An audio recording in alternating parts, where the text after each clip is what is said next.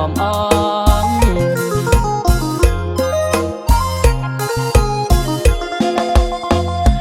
มวนเอ้ยมวนเสียงพินเสียงแคนขับเติมสังมวนเหลือแสนแลนจอยออดอ้อยกอมใจงามป่าเพนีเผากระมูสวยงามจับใจสาวบ้านยิ้มแย้มแจ่มใสตอนหับแขกไปไทยมาสุขใจแท่นาเมื่อได้มา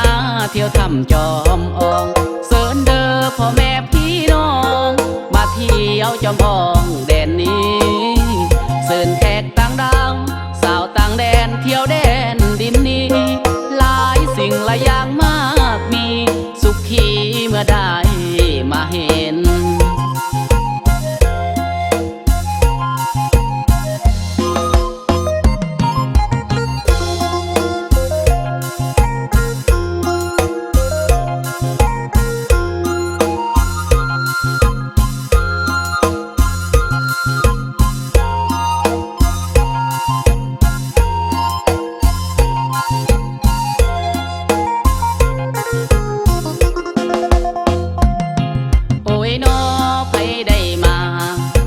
เที่ยวเถือเดียวก็ติดใจมาเบิ่งน้ำลิ้นไหลในทำแมนใสเย็นให้มาเห็นมาพ่อ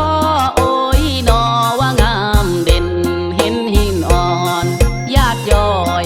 ในทำงามเลื่อมใสเหมือนน้ำใจพี่น้องสาวจอมอองผู้งามเด่นงามเหมือนดังจันเพ็ง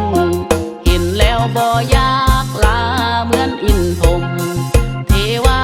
ลงมาเจ้าปันแต่งงามผู้สาวแก้มแดงยิ้มแย้มเว้าอ่อนหวานเดนาคนงามนาเมื่อได้มาอุลาคงสอยซื่อ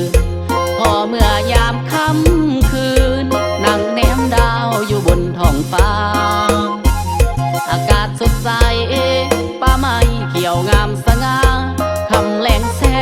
งอาทิตย์ลาสักกุณา